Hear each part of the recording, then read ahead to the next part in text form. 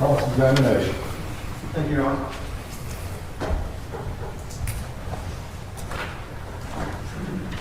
Good morning, sir. Good morning. These first kind of round of questions, I might refer to the slides I've got from the presentation that y'all provided me on Monday. Okay? Okay. And just, I want you to have it. I may ask you to look at certain slides. Is that okay? Sure.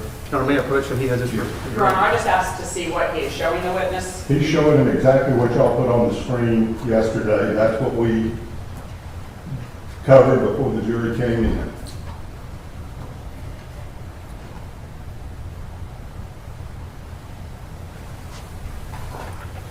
It's just not in the right order, so it might take him a minute to find the right slide.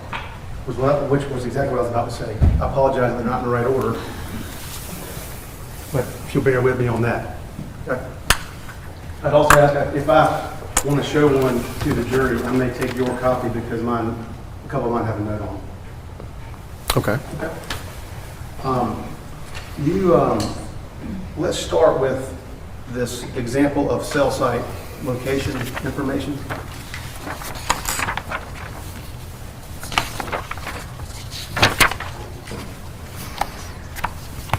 Bear with me a moment. No problem. Again, I apologize for that portion of this.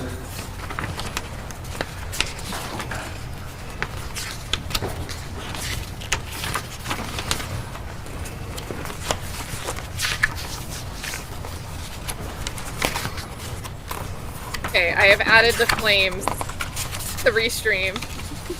We are ready. Okay, you have it in hand? I do, but this is not an accurate depiction of my presentation. There are marks on this that were not on mine. Oh, okay. Okay, I see that. That was a doodle. Okay. Let me ask you this one then. Let me ask you this. When you're looking at the cell tower diagram that you provided, it's got this angle, correct, that goes out that way? Correct. Okay. And then there's like a little shaded area close to the angle, right? Yes. Okay. There should be a shaded area inside of the angle depicted on the graph. And just so it's clear for the jury, that shaded area really means nothing, correct? The shaded area is just a graphic aid. It's supposed to show that the phone is in the general direction inside of that angle. Okay.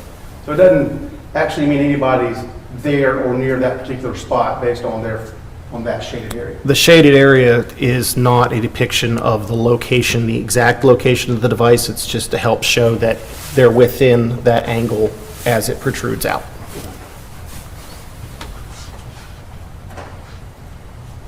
Could you locate, you also talked about PCMD per call measurement data, right? That's Correct. And that's part of the CSLI, cell site location information, is that what that stands for? Correct. Sometimes we can get per call measurement data when we get those records back. Okay. Could you locate this one? The example,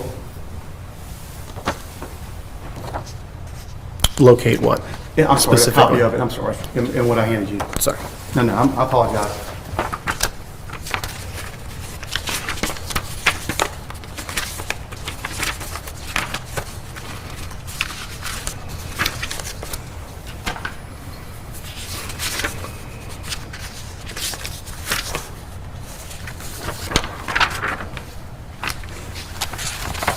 Hold on, we are gonna stop here. AV! Oh, AV, I'm gonna cry. Guys, I can't even pull AV's chat up on the screen. She just sent a $50 super chat. I just paid for Restream so we can watch this trial. AV just covered that. I'm struggling up here because I cannot pull your chats into Restream. It's just giving me a big red X. And the chats are my favorite part of YouTube. You guys know that. AV, thank you so much. Are you down because StreamYard's down for you? So big shout out to AV. If one of the mods could, I mean, I feel like all of you guys subscribe to AV already, but if one of you guys could drop the link to AV's channel, I would appreciate it so much because I am struggling. No, AV, I didn't figure it out. I just went to a plan B. I just went to Restream. And there are some issues, guys. So if you guys are streamers, or you're just in the audience looking to see what happened to someone that was supposed to stream today, StreamYard just kicked the bucket. They might be in a tarp in a river somewhere. And I just went to restream. It was pretty easy to set up, but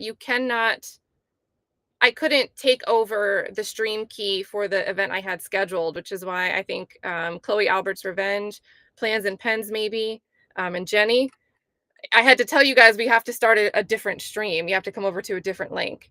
So it just went kaput. So hey to everybody in here that's struggling. It sucks. Gossip, rumor, and innuendo. I am using Restream. So just crazy, crazy, crazy.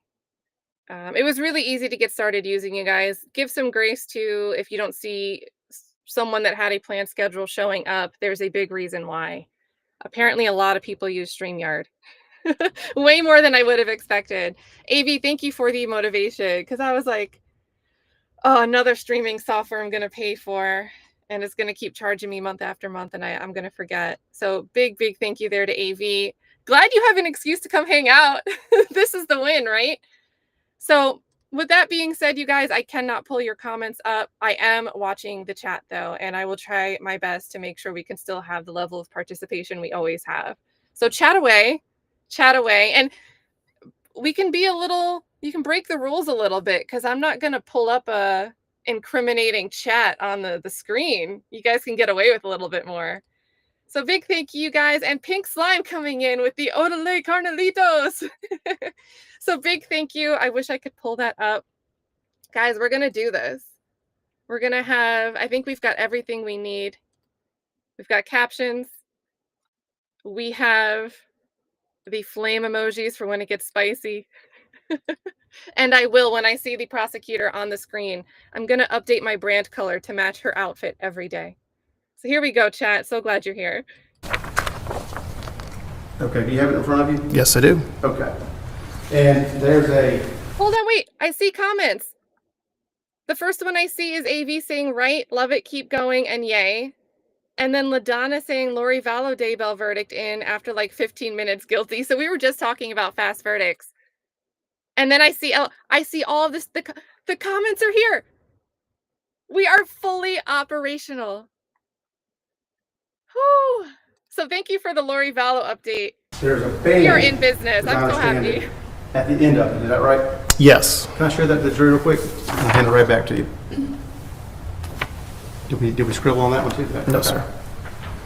That's the band I'm referring to. I'm sorry, moving fast. Everybody see that band? Thanks, sir. That band is, as I understand your testimony yesterday, is measuring the distance that the phone is from the tower. Is that correct? That's the approximate distance of the phone from the tower at the time of the connection, yes. Okay. And so as I'm looking through to see if that information is reliable, I would expect to see, if I ever saw a GPS pin and there was also cell tower information, I would expect that pin to be on that band. It would be close to that band, yes. There is a margin of error with that distancing data, but if the two sets of data occurred at the exact same time, they could line up with each other, yes. Okay. But you didn't show one slide yesterday, sir, where your pinpoint lined up with your band on it. On it. There was no slides that I displayed yesterday that had two separate sets of information. So in this instance, per call measurement data and GPS location, I did not have two sets of data at the exact same time to be able to mirror up as you described. So you did not cross-validate that so we would have a better understanding of where that phone was at that time? I did not have any per call measurement data to validate with GPS location data. So why are there bands on there if it's not, what is the band for then, sir? The band in this particular example, or the band? No, the band that you have throughout the presentation. There was, to my record, hold on, give me just a moment. Sure, you got it right here in front of you.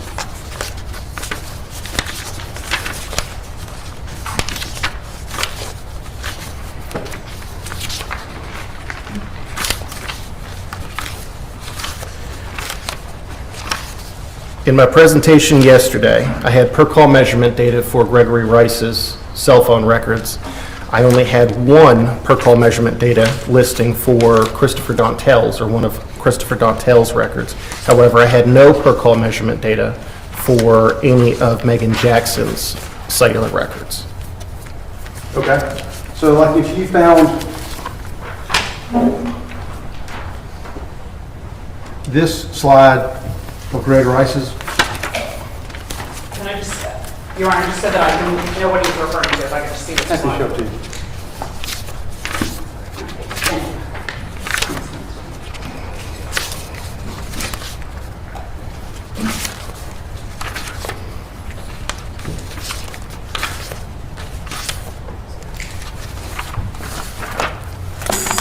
I have this particular slide in front of me, however, it's not an accurate depiction of my presentation from yesterday. There's additional markings on it. Okay. Your Honor, would you forgive me a circle? Marianne, would you forgive me a circle?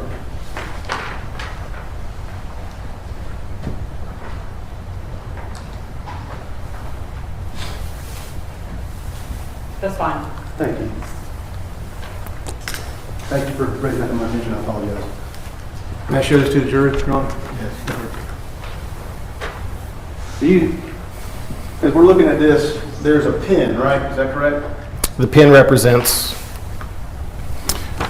in this slide represents the location of Gregory Rice's residence. Okay, so in some of these, you give us, so here we got the band means nothing in this one. Is that right?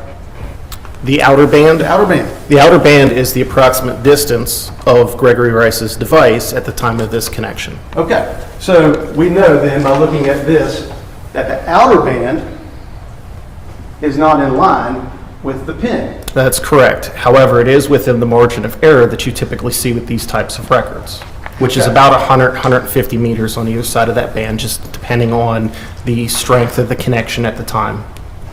Okay. And so if we're trying to rely on this for where a phone is at a particular time, we have to be fair and understand that I could seriously be outside this room, right? I could be outside this room, and my phone, the band, is not going to show accurately where I am, right? It depends on the signal strength of connection at the time of that connection, but typically these records are within 100, 150 meters of that distance from the tower. And 150 meters, can you, how? It's about the length of a football field, a little bit more than a football field. Okay, all right. And so that could be important, you know, if something is happening outside these walls, your phone and my phone are pointing to the same tower. If I'm in here and someone's sitting right out there, is that correct? I don't understand the question. Can you ask it again? If we're going to use, if something were to happen outside these walls, right, a crime's committed right there in the hallway, and you have access to all of our phones, and don't let y'all bring y'all's in, but you have access to all of our phones, and you measure our location, our cell tower location, right? It's going to show that we are in the same area, right? Is that right? Can you rephrase the question? I'm still having a hard time following your... Okay. Your CSLI does not, it is flawed in that I can be here and someone can be out there. And if you're looking at both phone data, it's going to say we are in the same area, right? What's the second set of data you're talking about? You're talking about cell site location information, which is generated from the connection of the cell phone to a tower. Yeah. What's the second set of data that you're... The other person's phone. Cell site location data? Yeah. The cell site location data for that provider could or may be a little off, just kind of depending, again, on the connection, the signal strength of the phone during that connection. We have another variable. Okay. Yes, there are several variables, which is why we attempt to validate as much of the information as we can with other data sources when we do this type of analysis. Okay. All right. Well, one of the things that's peculiar about your analysis to me is that Because I know you would consider the data in that case, right? When you testify as an expert, you consider all the data? Consider yes. And so part of this extraction data includes chats, messages, videos, images. There's a lot of data in these extractions, right?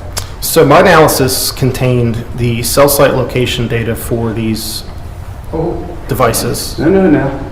Don't you tell me that now. Objection, Your Honor. No, it's my cross-examination. Don't you tell Hold me. for a minute, she's raising an objection. He's not letting Sergeant Marcus respond to his question. He was in the process of answering the question, and Mr. Britton is like, oh, don't tell me that. I don't think that was overruled. Go ahead. So Big objection. you took this stand as an expert, and you're going to try to tell me that you did not consider all of the data. When you're doing an analysis on geolocation data, the context of a text message is not necessarily relevant to placing a device in a particular location. Cell site location information from a tower gives you the distance from the tower. A GPS hit could give you the point in time or the point in space where a particular device is at. Whether someone is texting this person or that person talking about the weather isn't necessarily relevant for doing a location analysis, which is what I did in this particular instance. But it is relevant. And you were also a part of, you weren't just a GPS guy, sir. Right? You did other things in this investigation. I did. Okay. You were heavily involved in this investigation, wouldn't you say? I conducted some witness follow-ups. I imaged some devices for further analysis, and I conducted this analysis of the location information that was provided to me. Make him You credit. co-signed a statement made by Chris Dontell. Yes, I was in a part of an interview as well. Here we like I go. Chris mentioned. Dontell. And when we are talking about analyzing data, you said the word context. This doesn't give us any context, does it, sir? Your presentation gives us no context. It doesn't tell us what Meagan Jackson and Chris Dontell have discussed or are discussing, right? Do you agree with that? Correct. Those cell phone records cannot tell me what, if any discussion was going on at the time, just that there was a connection between their phones. And they also can't tell you anything about who has a motive. Is that right? No, cell phone records don't provide that type of information either.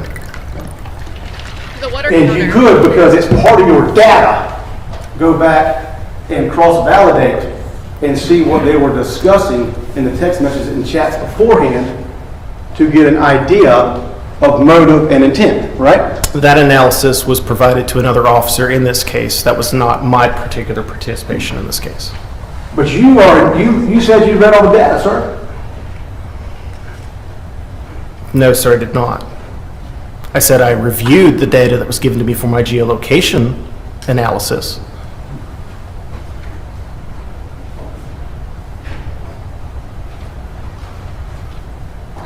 Sir, are you going to sit here and tell me that as an expert, you said you were an expert in cell site extraction, is that correct, sir? Yes, sir. Okay. You're a digital forensics expert. Is that what you purported to be? Yes, sir.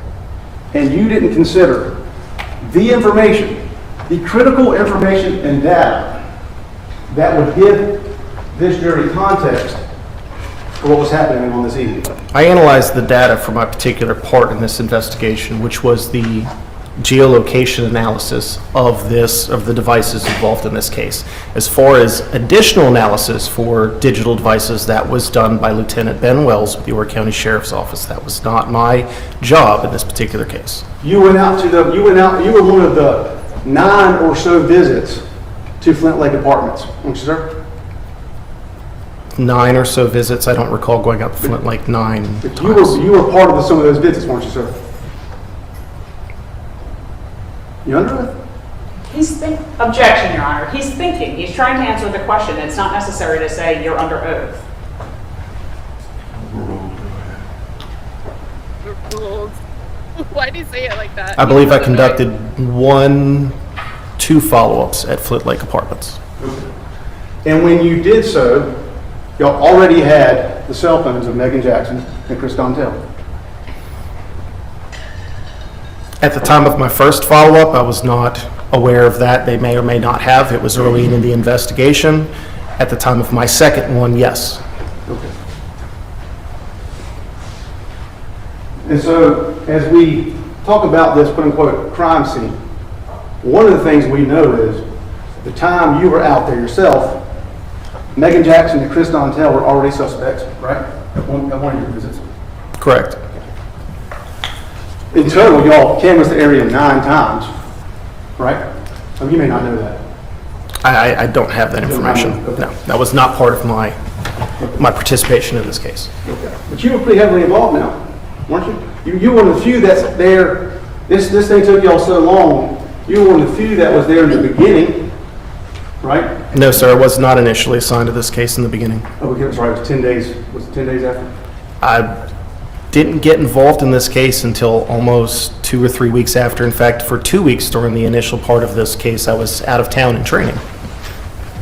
That's right, because you weren't actually qualified yet to do what you're in here testifying about at the time you were involved in the investigation. Objection, Your Honor. So, Hold for a second, she's ready to objection. Oh. What's the grounds for the objection?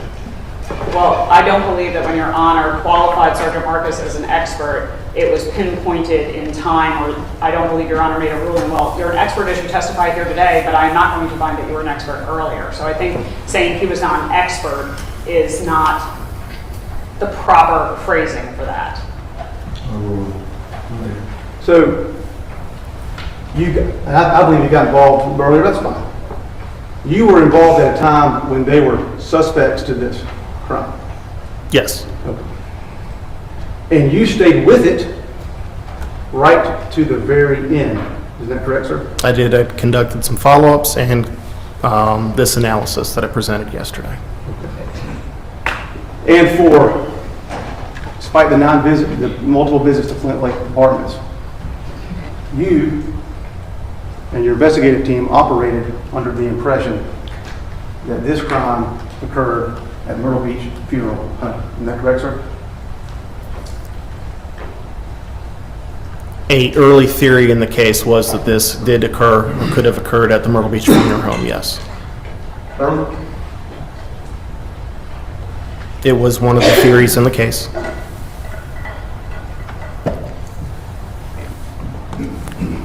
I've been here, and we've been hearing in here, that changed. They didn't know for 4 years until Chris Dontell came in and told everything. Did you collect any other evidence other than the testimony of Chris Dontell that would change the crime scene, sir? I personally did not know. No. And you don't know of any either, do you, sir? I'm sorry. You don't know of any other evidence that was collected by any other part of your investigative team that modified the location of this crime until Chris Dontell made his deal with the state. No, I'm not aware of any other evidence. And so, if we're to believe that this occurred at Flint Lake Apartments, then we've got to rely on Chris Dontell. Is that correct, sir?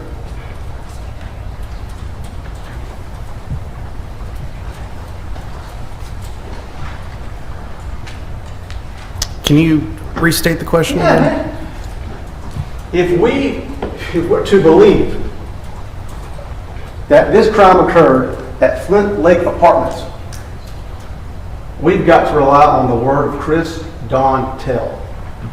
I imagine that the jury would need to rely on all of the evidence presented in this case to make a decision. But you didn't. You didn't change your opinion about where it occurred until Chris Dontell gave a statement, sir, that you co-signed. Put your name on it. Quite often during an investigation, when new evidence comes to light, it can change the direction of the investigation. Okay. So you agree with me? Agree with you on what part? That's what changed the direction of your investigation, the word of Chris Dontell. Chris Dontell's statement did add that extra evidence, and we did consider another crime scene. Diva Dog is such a good comparison here, Deanra. Thank you for the 2. And you were going to testify on December 6th at the trial of Chris Dontell, weren't you? Yes, I was a state witness subpoenaed for that trial. In fact, the presentation that I got was dated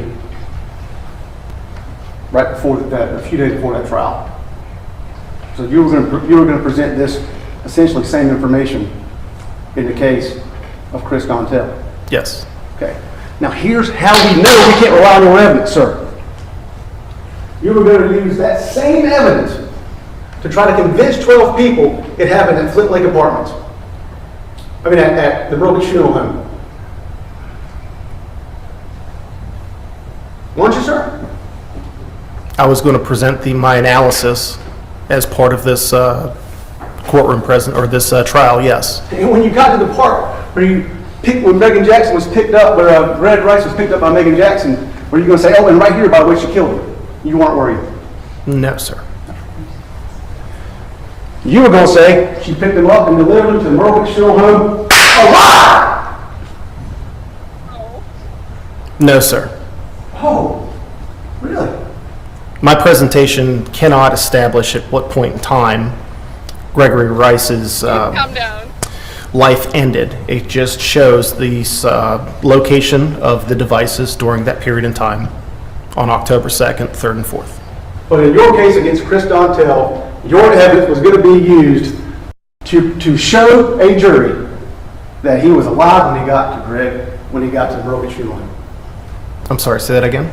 Your evidence, your presentation, was going to be put up by the state to aid them in proving that Greg Rice was alive when he got to the Myrtle Beach Funeral Home. My presentation, again, doesn't depict whether someone was alive or dead at a particular period of time. It just shows the connections and the locations or the general area of where those devices were at that period of time. You want to keep focusing just on your GPS, and I understand that, but you also were involved other ways in this case, weren't you, sir? Yes, I did conduct some witness interviews. Okay. And you had mentioned you read the data in this case. And so I'm going to ask you about some of that data, and you can tell me whether or not you considered it, because I want to show this jury some context. Is that what you told us, right? Your GPS doesn't do a whole lot about context, does it? The context depends on the data, yes. Oh, it is.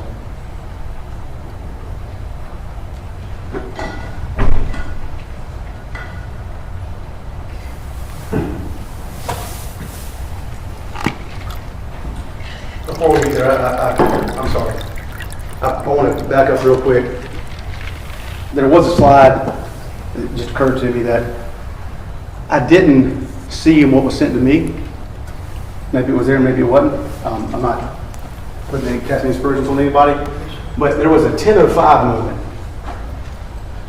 Y'all kind of threw in there a 10:05 moment, and I hadn't seen it before, showing that Greg Rice was leaving. I think you said he was leaving the area. Is that what you said? At 10:05, between 10:05 and 10:06 on October 2nd, 2020 is the first time that you see a tower shift. That suggests that that device is moving away from his residence, yes. But in your initial, did you say residence that time? The area of his residence, yes, sir. Okay, because in the only timeline I ever got from y'all, not the one y'all showed in court, one I actually got, your timeline says Greg Rice left his apartment, his phone left his apartment at 10:05. Isn't that what your original timeline showed us? The presentation shows his device leaving the area of his apartment at 10:05 p.m., just a little after 10:05. Okay. And that probably would fit the narrative you would have been pitching in your case against Chris Dontell. Meagan Jackson pulls in, she goes to his apartment. Like every man, he fiddles around for a couple seconds. He comes out and gets in the car, and there's a minute drive to get out at 10:06. Do you agree with that? Can you restate that, sir? Sure. You'd have been testifying. Meagan Jackson pulls into Flint Lake Apartments. She comes through the gate at 10 o'clock at Arrowhead. She makes her way down. She pulls up to Greg Rice's apartment. He comes out, gets in the car, and they leave at 10, and they leave the apartment at 10:05, and they're out the gate at 10:06. So my testimony was that the cell site location information for those Greg Rice's device shows he was in the area, or the phone was in the area of his house for that period of time. Right around 10 o'clock, the license plate reader for Meagan Jackson's vehicle is picked up as it's coming into the village of Arrowhead. At 10:05 p.m., just before 10:06 p.m., you see the tower shift for Greg Rice's phones, and at 10:06 p.m., Meagan Jackson's van is picked up by the license plate reader leaving Arrowhead. And we know the state would have had to try to spin that as Meagan Jackson has a live person in her car, Greg Rice. Because part of your presentation also was that Dontell was still back at the funeral home. Isn't that right? Again, Your Honor, that's a mischaracterization of the presentation and his testimony. Redirect, go ahead. Again, my presentation and my testimony only shows the movement of these devices or this data displayed on a map. The phone's in a particular area, it moving, the license plate reader capturing a car, it moving, nothing more. Okay. So you agree with me then that if this jury, if part of a deliberation is require someone to develop an intent, maybe even a motive, what you presented is not very helpful. Your Honor, that's also a mischaracterization of the law because motive is not an element of the crime.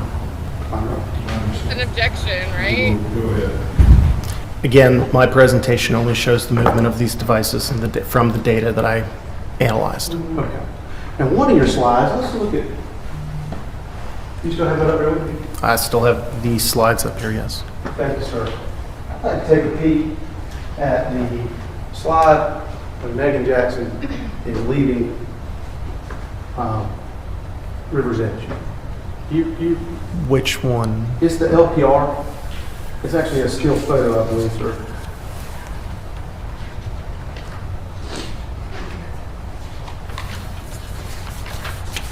I believe I know which one you're talking about. If you could show me those so I make sure I have the correct No one. problem.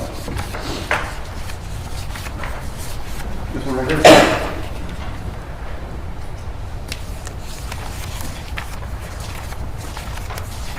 Your Honor, this Jeff, I showed the jury with my hand covered over my work. I think that's a pretty good color match Yes, sir.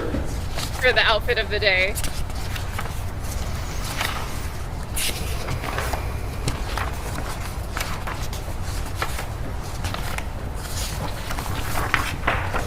Okay. There's another color we should change to. Let me know, chat. What do we have here? This particular slide shows a still image that was captured, or from the security footage from the gate leaving River's Edge community. One of these images depicts the van driven by Meagan Jackson, or typically driven by Meagan Jackson, and the other one is a Ford Explorer. That is consistent with what Christopher Dontell drives. Okay. Touche. Thank you for the 5. So he was actually on the stand for quite a bit yesterday. This is Ken Marcus. He was with the Horry County Police Department. I forgot that you guys can actually see the chat on screen, but I should still read them. I just realized I have no idea what this testimony is. I've been so distracted by the water and the pacing and the theatrics. Oh my God. So if you didn't pay attention yesterday, they were really, with the prosecution doing direct examination, prosecution focused in on Meagan Jackson's, where her phone was moving, where her residence is, where these key locations like the funeral home, the Lowe's Food Plaza. That's where we see Meagan, apparently Meagan, because she's wearing the all black outfit that she's seen in at Abuela's restaurant earlier on. She's in the same Honda Odyssey vehicle. The prosecution really focused on Meagan's whereabouts, even though they did include interactions and overlaps with Christopher Dontell. Remember, here their focus is to prosecute Meagan Jackson. Now, with the defense being on cross-examination, there are a ton of theatrics in a way that stylistically drives me nuts, but it's also entertaining. What they're trying to get into now is if they can establish that, we don't know where the crime actually took place, and if you don't know where the crime actually took place, you might not be able to convict my client, Meagan Jackson, of murder. Through the hand of one is the hand of all. So South Carolina, their accomplice liability is the hand of one is the hand of all. And that would mean that if Meagan Jackson knew a crime was about to take place, knew that, let's say Christopher Dontell did the murder. If Meagan knew that that was going to take place and she was there when it happened, you knew about the plan, you went with them, you were physically there, even though she didn't shoot. Let's assume she wasn't the one that shot Gregory Rice. You can still be convicted. You would meet the elements under South Carolina's accomplice liability. So this is really important for the defense, because if they can say, Christopher Dontell was misleading you and you don't actually know where the crime occurred, and you're really just going on Christopher Dontell's word, who took a plea deal for you to drop the murder charge against him, you have his word that says it was Meagan that shot Gregory Rice, and then she brought his body to me, and I simply helped her cover it up after the fact. That's Christopher Dontell's story. If the defense can say that's not good enough, and maybe it was actually Christopher Dontell. In fact, we submit it was Christopher Dontell that killed this guy because he was in love with Meagan Jackson. Meagan Jackson wasn't there when this man was killed. She didn't know Christopher Dontell was going to kill the father of her 4 children. Then she can't be found guilty for planning and murder. She might have trouble getting out of covering it up after the fact. And I'm not saying that's the way this is going to play out. I'm just saying that's what, with cross-examination here, this is what this defense attorney has to try to be able to get evidence on the record of, so he can make his argument in closing, right? So that's why we're here. But touche, the water is really distracting. And holy bananas, STS just gifted 50 subs. This is super, super huge. And what's really cool about StreamYard, guys, STS is like the tech genius of the chat. And he missed me struggle streaming starting this up. But STS, look what I can do with Restream that I can't do with StreamYard. I can pull all the green gifts up on screen. So look how many people you just initiated into the gang with 50 big ones, as Brooklyn says. Fancy Fox, Kathleen, if you know, you know, Leah, Luna. We've got Sarah Armstrong, Sneaky Peta. Look at this. This is super cool to see on this end. I can actually see the rain. So everybody in the chat, I should see 50 thank yous to STS. So glad you caught alive. We started doing a RICO yesterday, guys. I didn't see a stream for that today. I don't think there was court today at all. There's another hot mess RICO trial going on in Fulton County with the rapper Cash Out. Adrian Love is part of the prosecution team. There's some issues over in that one. So definitely missed STS with that yesterday. Look at this. Super, super thank you. Julie Morin, name I haven't seen in a while.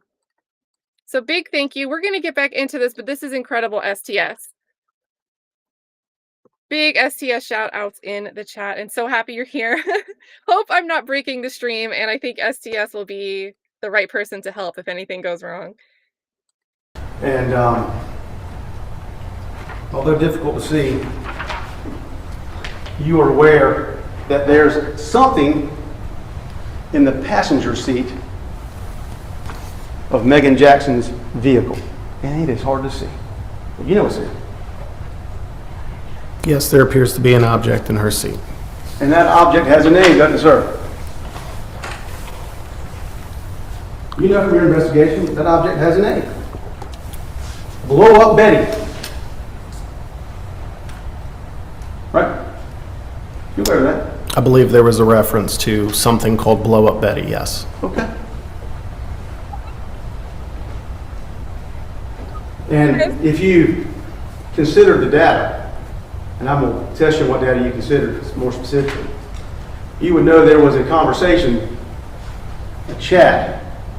In fact, maybe I'll put it in there. There was a chat between Meagan Jackson and Chris Dontell where he asked to go to a shooting range that night, right?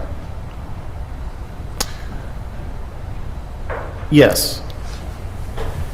And she says, I'll bring who? Blow Up Betty. That's right. On the night of October 2nd, Hold on. How did that sync up? Did he say blow up Betty and then make the tinkle noise? who? Blow Up Betty. That's right. On the night of October 2nd, the context you have, this section jury haven't even seen yet, is what's on Meagan Jackson's mind, the sex. Sir? Was there a question with that, sir? Isn't that right? I have no idea what's going through Meagan Jackson's mind at any point in time. You'd agree with me, though, that if you consider the data, you would know that she was saying we can fool around with Blow Up Betty, right? There was some context there again. I was made aware of the message. I don't know the entire content of the chat.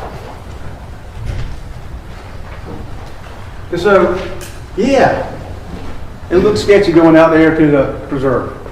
But you also know if you read the data, that that's something they did pretty often. Well before any issues with Greg Rice, Meagan Jackson liked to go out and shoot some guns. Shoot a gun, right? I'm not aware of that, no. You mean to tell me you didn't read the data in this case to get an understanding about their relationship? No, sir, that was not my purview in this case. That was not my function in this case.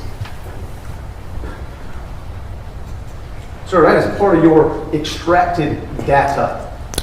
I did not extract that particular phone. That's right. That's right. But you were allowed to testify to a phone that you did not extract. So I'm going to ask you about some other data that you did not extract.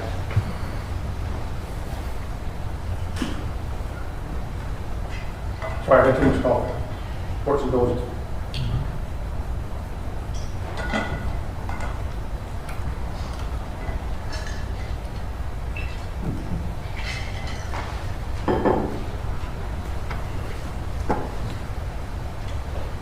In that data, it is extremely clear with pictures, messages that the affair going on between Meagan Jackson and Chris Dontell is hot and heavy. Agree with that? Again, I didn't look at all of the data in these phones. So we can mark that down as data you did not consider. I guess you also didn't consider how common it was for them to park their car in a place like Lowe's or the fire station, leave a vehicle there, leave Chris's vehicle there specifically, and go in her car back to Meagan Jackson's house. That did come up in the investigation, yes. Okay. And as a GPS guy, you could have tracked that to verify that that was part of their habit, right?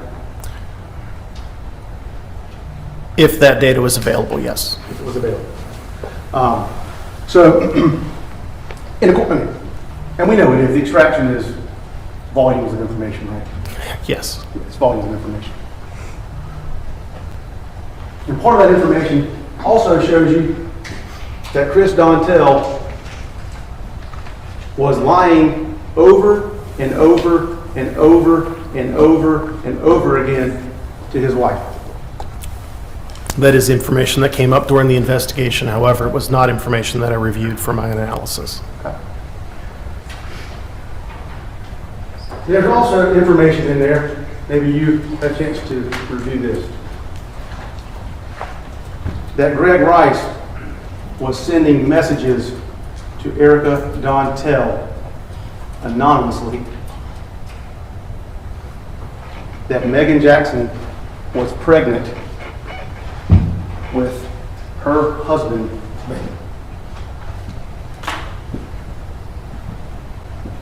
Greg Rice was exposing the affair in Meagan Jackson's pregnancy. That's part of the data from the extraction. Objection, there's no Isn't question it? there, Your Isn't Honor. it? Let's ask you a question. Isn't it, sir? There was a lot of devices that were extracted. I did not review all of them. I know that the affair was brought up during the investigation, was learned during the investigation, but the specifics behind how the affair was outed, I don't have any information on. So you did not consider the data that related to Greg Rice causing Chris Dontell a massive nightmare in terms of his relationship with Meagan Jackson and her pregnancy. Is that what you're telling the jury? That information's not considered relevant when you're trying to determine the location of a device at a particular period of time. That's not all you're doing, sir. I mean, that's not all you're doing, sir. You were involved in this investigation. Objection, Your Honor. That is not a question. Weren't you, sir? Abstain, keep it to questions, don't testify to the jury. Yes, sir. Did you consider any information, any text between Chris Dontell and Meagan Jackson, where Chris Dontell identified that he was afraid of Greg Rice? No, sir. Again, that was not part of my part in this particular case. All of that would have been done by a different detective. Okay. You don't, as we see here today, you missed that part, the extraction, where he's so nervous about Greg Rice, he's scared to go to his mailbox. Again, that was not data that was pertinent to my part of the investigation. That's not something I reviewed. So you also might not have reviewed, maybe you did, I don't know, maybe someone shared this portion of the data with you, that Chris Dontell was seen sneaking around the Myrtle Beach Funeral Home on September 20th, sir, by himself. Isn't that right? I have no information about anything regarding that. Looking for a key, sir? You don't know about that? I'm not aware of that, no. Okay. Did you see in the data where 5 days later or so, he lied to Meagan Jackson about having found a key to the funeral home in his car? Did you review that data? Again, that was information not reviewed by me. I have no knowledge of any of that. Okay.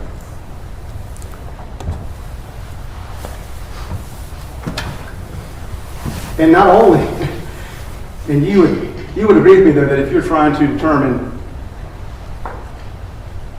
motive, intent, why people are where they are this evening, that kind of information might be beneficial.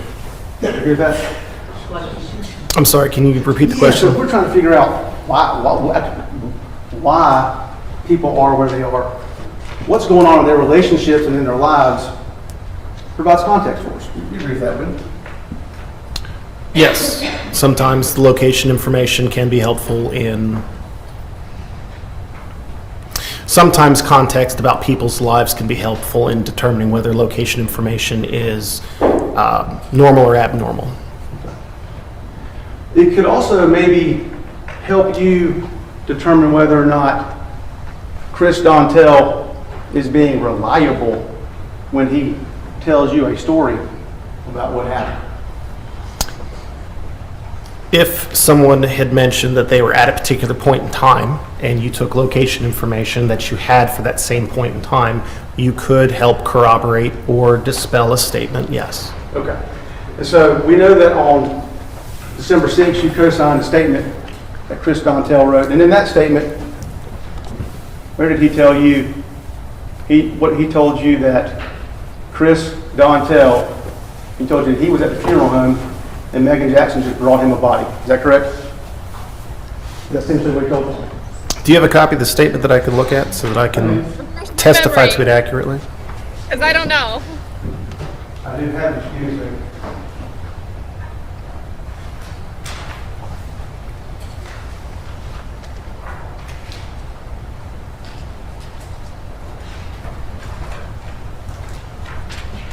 Let me give you this one. This was one we got. I'm going to see if I can find this is what was provided to us, government manifest witnesses. I'm sorry, Your Honor. Can I just see what he's showing the witness? So Yeah. And let me see if I can find the copy of that.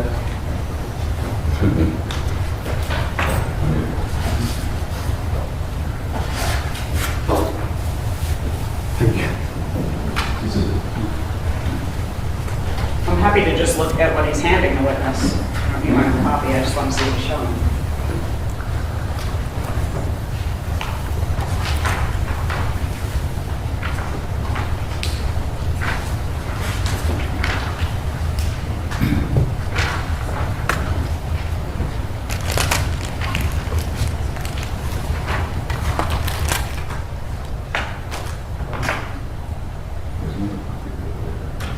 Oh, thank you, man. Kiana. Kiana, you know I'm gonna tell you what the B on his water bottle is for. What? Let's think. I don't want to say ABCs of steel because it's a little out of Steel's. He keeps it PG. Yeah, and right in hand here, Trakeisha says, "Did I miss anything interesting?" Yeah, we had Blow Up Betty introduced today. That is what the B on the water bottle is for, Kiana. Keisha, we're finally getting into discussions of what Christopher Dontell told police, possible inconsistencies, and this is huge for the defense because they want to be able to say that it could have been Christopher Dontell that carried out the actual murder, and Meagan may not have been aware that it was going to happen and may not have been present for it. And we're starting to touch on who's the anonymous person that was relaying to Christopher Dontell's wife. And presumably, if the wife knew, it. Listen. I like to think I'm different from the way a lot of girls might act stereotypically in relationships, right? But if I get a message with something incriminating about my husband sleeping with somebody else, I'm probably going to talk to my husband about it. So, if Christopher Dontell's wife was getting these messages, Christopher Dontell, it makes sense that Christopher Dontell could have been aware of the substance of those messages. And that could be motive enough, right? So the defense has some stuff they can work with here. I don't think Megan Jackson's prospects look good at all. But there is a little bit that the defense can work with here, and they seem to be going there. So, how did I find this case? So, what caught my attention, I actually tune out a lot of, trials. Kathy Roussan will post what Law and Crime is streaming. And I don't know, I just tune a lot of that out. But because this one said coroner, I was interested because coroners, if they lack integrity, that could impact a lot, right? So say there's another body that is found, some crime occurs. What exactly could a coroner mess up for investigations into other crimes? So that sent me down the rabbit hole on this one. Dolly Talk says, so is she single? I mean, I don't think that matters to her. She clearly isn't a one person limit. So yeah, everyone's like, let's watch anything but Karen Reed. But yeah, so that's what the defense is getting at. All of these little pieces where they can connect the dots to Christopher Dontell having motive and being the one that actually independently carried out this murder against Gregory Rice, which would, they might just take the L for the accessory after the fact for their client and make it a bigger fight to fight the murder and the conspiracy to murder. So, or kidnapping, rather. She's charged with kidnapping. TikTok. Give a read.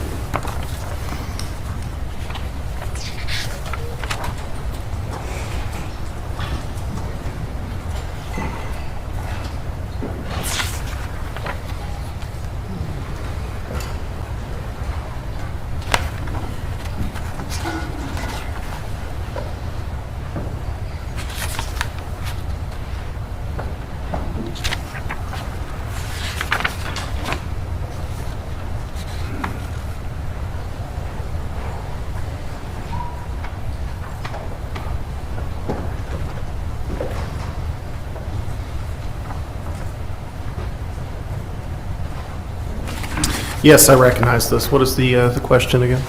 See if I can remember.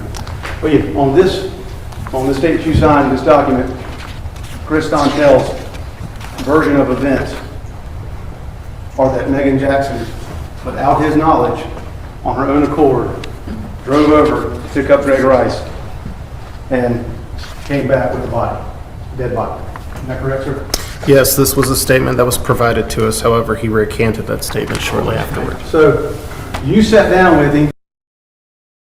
That you see how quickly he asked to see this statement because he wanted to get it right, which is just hesitation to me. Sometimes wanting to get things right is wanting to get things right.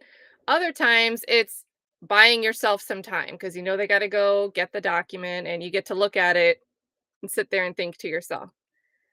And now he answers very quickly, as if I say it quickly, no one will really process what I'm saying. Christopher Dontell said one thing and then changed his story. And this, to me, looks like the face of someone who was just got. Right, because you signed it, sir. Correct. This is the story he told. And then, within an hour, how long was it before he came up with a new story?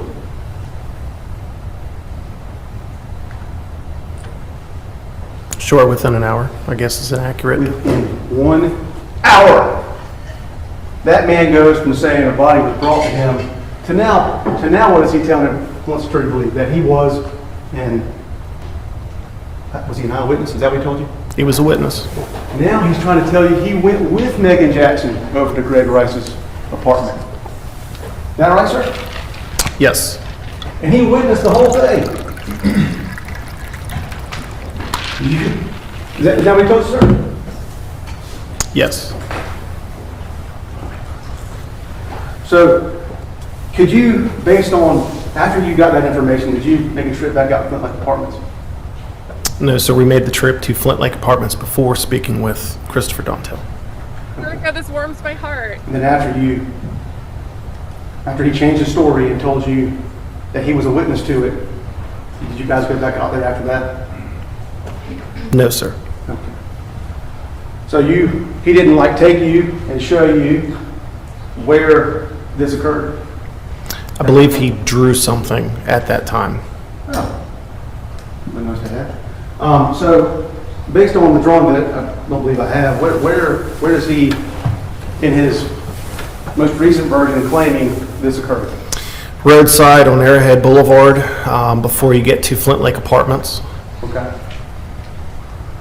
And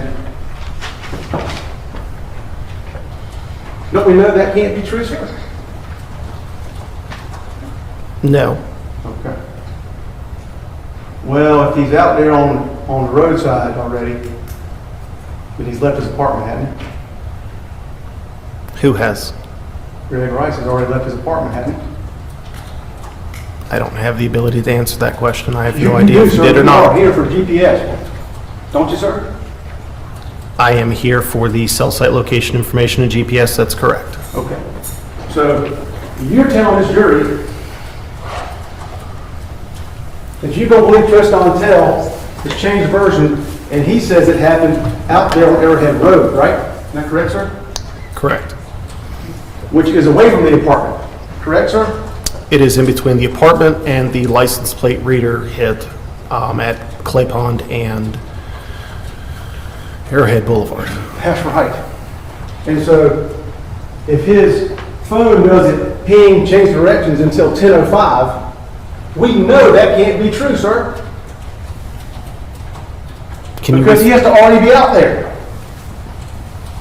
I don't understand the question. He should. Objection, Your Honor. I apologize. Y'all slung into the presentation a 10:05 ping. Isn't that correct, sir? Yes, there was a 10:05 connection that shows that the device is moving. That's right. And for him to get from his apartment to somewhere down the road on Arrowhead, he's got to walk, right, sir? Correct. Okay. And when he starts, I'm sorry. Or ride in a car. Okay. But That's not what his statement says, is it, sir? Whose statement? Dontell doesn't say that anybody gave him a ride from the apartment out to the road. The written statement, no. How about the other statement? His verbal statement did not say that someone gave him a ride from the apartment to the road. Okay. No, Peter. So, there's a lot of inferencing going on, but we could probably infer that he walked, and someone's gonna pick him up, right? From what I understand from the statement, it was supposed to be Meagan Jackson and Christopher Dontell picking him up. Okay, so he was gonna walk to that area, so we can assume, pretty safely assume he walked, right, sir? Okay? Okay. Would you agree with that, don't you? That he walked? Yeah. I have no information to say that he didn't or did. Okay. And your testimony yesterday was that when those phones start to move, that's when they ping to a new location. Isn't that correct, sir? My testimony yesterday was at between 6 o'clock, I believe 5 o'clock, and 9, almost 10 o'clock at night, 10:05.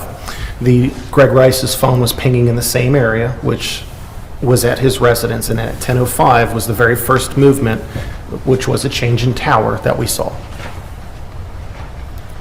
which corresponded with a license plate reader hit of Meagan Jackson's van.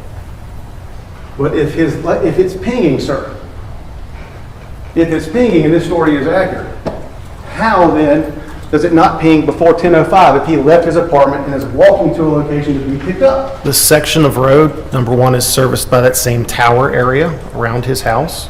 Number two, the cell site location information was collected and analyzed is only captured when the device, it makes that connection to the tower. There was a period of time for about 2 or 3 minutes that there were no connections to the tower. So then you don't know. Just tell me, you don't know when Red Rice left his apartment. I can give you a time frame of a few minutes, but I can't get any tighter than that. Yeah.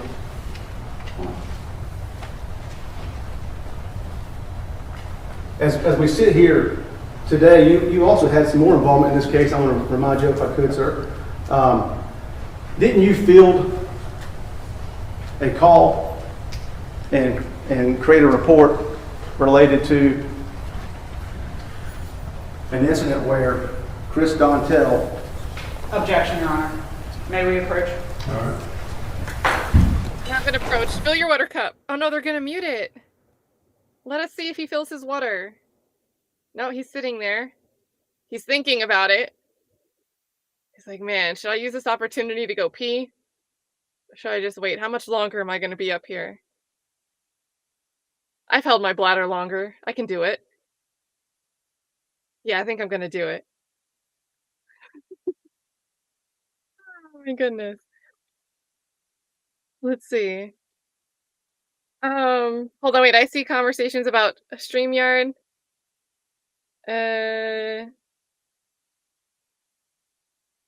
Yeah, so this is weird. I'm jumping back and forth between this and Nick Starro. I'm having trouble connecting to this stream and it keeps crashing for me. Nick seems to be working fine, but I think he dumped StreamYard. Maybe it's just YouTube being funky. Like, you mean like what you're seeing on the other end is like not being friendly. So I don't know. Someone else said that like if there's an ad, it's going to an all black screen, which I don't really know how that could be a like Restream's fault, right? That seems like it could be YouTube. And someone had mentioned over on X that Google Cloud is actually the source of the outage, and that must be what StreamYard relies on. But Google Cloud is having a major outage, so a lot of websites are affected right now. So that could affect YouTube, right? It could just be StreamYard and YouTube. I love that every time Chloe's here with that, it's Bear the animal.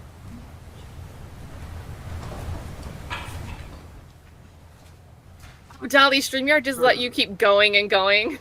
No. You were involved in a subsequent investigation. It was during the 4 or 5 years of this investigation that included Chris Dontell allegedly attempting to hire someone to kill Meagan Jackson. Isn't that right, sir? Yes. Water. told you, he was telling himself he could hold his bladder. He could make it. As we sit here today, are you prepared to ask this jury to take the word of Chris Dontell, who, as you know from your data review, had a very hot relationship with my client, Meagan Jackson, behind her back, over and over again, right? That was part of this investigation, right? This affair? Correct. So he's lying to her. He stood up in this, and he's also, not only is he lying to her, he lied to this court. He lied to this court too, didn't he, sir? Because you know that on the day that he took a plea, right? On the day that he took a plea, that same day, he gave you 2 different versions of the event. Isn't that correct, sir? December 6th, 2024. I don't recall if that was the same day of his trial or plea Okay. or not. Okay. On December 6th, 2024, after he made a statement in court about his involvement in the case, he then sat down with you, sir, isn't that correct? I don't know if he gave a statement of his involvement in this courtroom or not, sir. I wasn't in the courtroom at the time that that trial occurred at the time. I was a sequestered witness. When you sat down with him, you knew that he had struck a deal. I knew that he had pled to a charge presented in court at the time, yes. And in the statement that he gave you, there is no evidence, no testimony from him that there was any kind of joint planned attempt to kill Greg Rice. Isn't that right? Correct.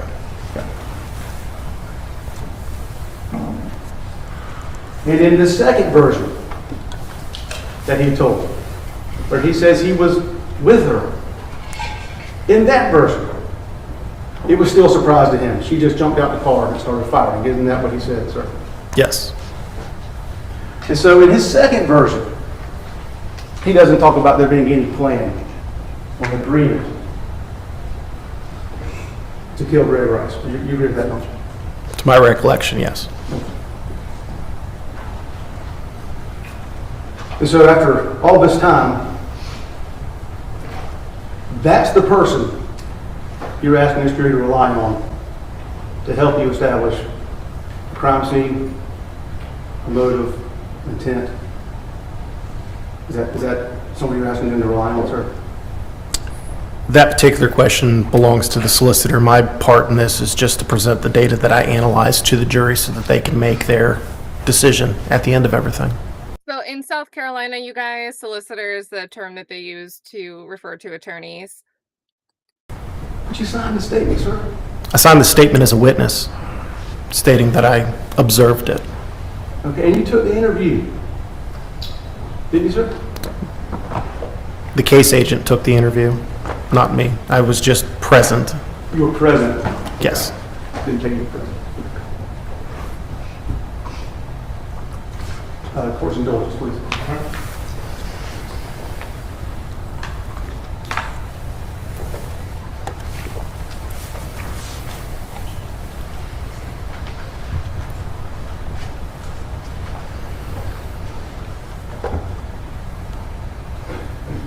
Here somewhere.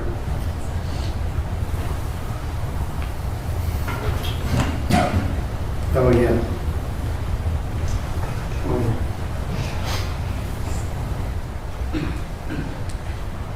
In your data, well, in his statement, one of the things he told you is that she was the one who always has to go to the shooting range. Isn't that right? In which statement? That's right. That's right. In the one that you hand wrote. I don't recall.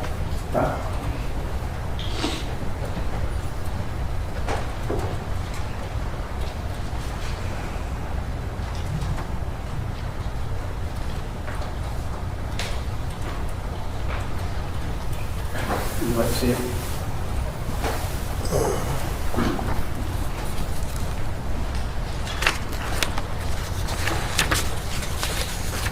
Oh, I can't wait. Oh, Peter, don't spoil it. May I ask for the copy? Oh, why did it freeze?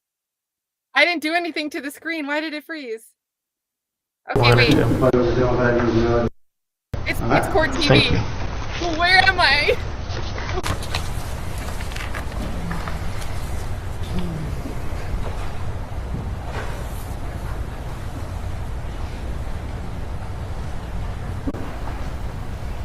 It's not STS's fault.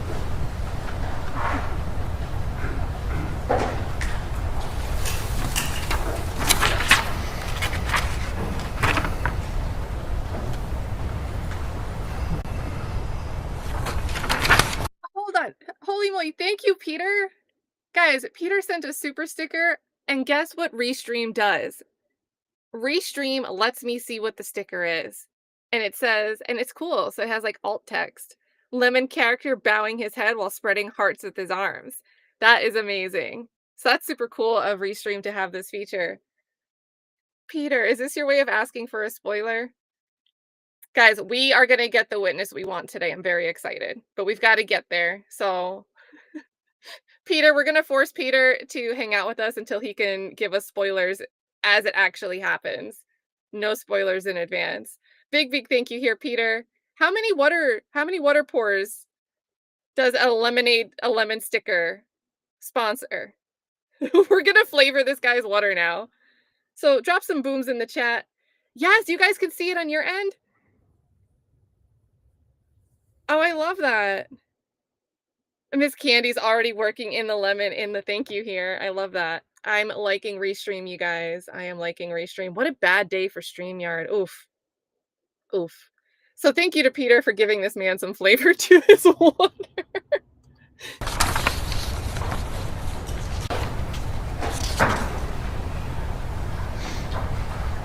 Bear with me a moment. This is 4 or 5 pages long. I'm trying to find No problem. if there's any reference in here. No problem.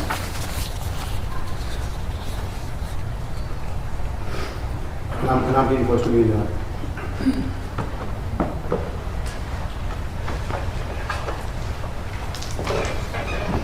I feel like the witness was trying to get ahead of an inevitable, why is it taking you so long, insinuation.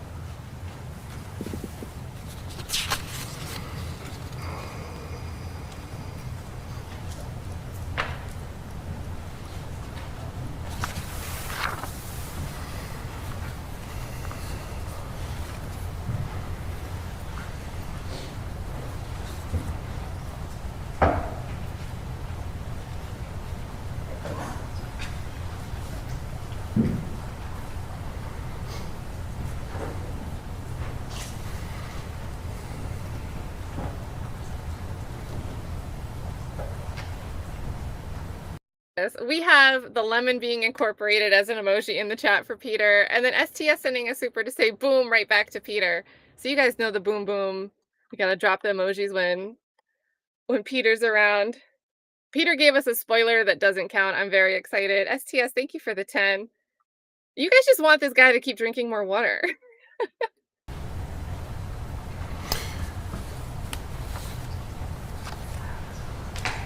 Can you repeat the question for me? Yeah, I just thought I recalled a reference where Chris Dontell says that Meagan Jackson was the one who always asked about going to the shooting range. There is a reference in here about liking to go to, always went shooting. This is specific. Is that a specific phrase? Yes. And always went shooting. Okay.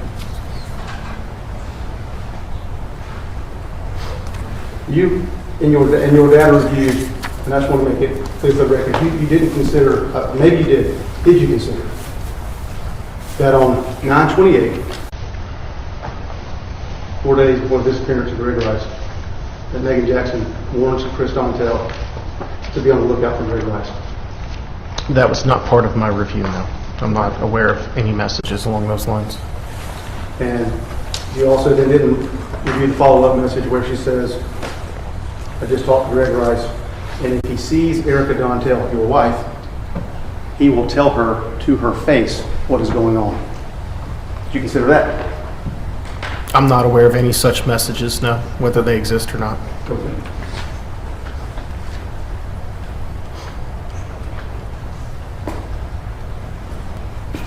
We have one more question.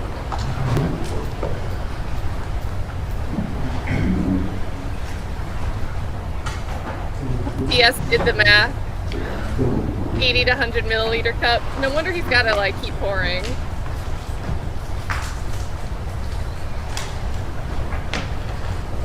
Last little thing.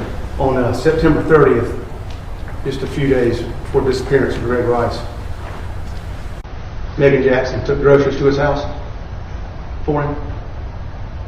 I'm not aware of any such event, whether it existed or not. You didn't see that message where Meagan Jackson said, I'm headed over to take Greg Rice groceries? Again, I'm not aware of any such information, whether it exists or not. So, any other questions, Ron? All right, you're ready. I'm going to sort of start at the end there. Just because someone texts something, does that mean they're telling the truth? No. And isn't it often that someone will text someone something and it is an outright lie? I imagine that happens. Would that be more or less likely if someone is planning a murder, that they would be less than truthful? Most people that I've dealt with in my career are not necessarily truthful when they're involved in criminal activity.